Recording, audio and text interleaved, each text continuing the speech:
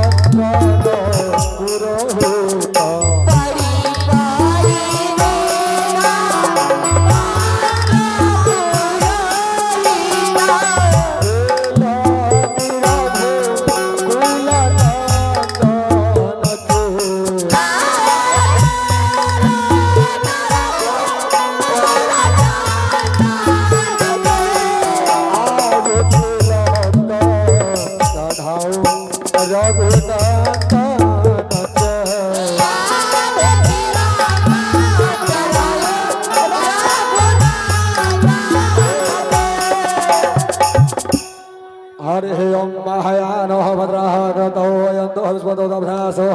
अपरिदास उद्भदः देवानो यतः समृद्धविश्चिन्तं पायुरः दत्तये स्वस्ते स्वस्ति न इन्द्रः वृजस्रवाः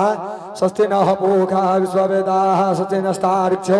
अरिष्टनेमिः स्वस्ति नो बृहस्पतिर्दधातुः ॐ बृहदशवा मरुतपुष्णमातरः शुभयमानः विद्यसुजगमयः अगनिजीः मानवः सुचस्य विश्वदेवा अवसागमनत्रियः भद्रः कर्णोभिः शृणुयामः देवः भद्रः वसयेमा सभिरजत्राः इष्टररङ्गः सस्तनुवार्थः सस्तनुभिः विद्महे वर्यः सोमहि देवहित यदायुः सतिमित्रो शरद अन्ति देवः यत्रः नक्षत्राः जरसतो नामः यत्रः पितरो भवन्ति मानोऽहमध्याय ऋरिष्टायुग्रगन्तः अदितिधर अदितिरन्तरिक्षमाताः सपितः सपुत्राः विश्वदेवाः अदिति पञ्चजनः अदितिर्जातमदितिर्योः शान्तहरन्तरिक्षगं शान्तिः पृथिवीः शान्तिः शान्तिरापः शान्तिः शान्तिरोगधयः वनस्पतयः शान्तिः श्यामा शान्तिरेधि यतो यतः समिह ततो अभय गुरुशरण गुरुप्रपाद्याभयः ॐ गणानान्त्वः गणपति गङ्घवामहे प्रियनान्त्वः प्रियपति गङ्घवामहे वसौ ममहं जानि गर्भधमः त्वं जासि गर्भधमः ॐ अम्बे अम्बिके अम्बालिके हनं मानतये कश्चन सुसुवदसो भद्रिकाः काम्बिलवासिनि हरिओं शान्तिः शान्ति सुशान्ति भवतु कल्याण वस्तु। जो लोग जहाँ थे वहीं पे बैठ जाइए।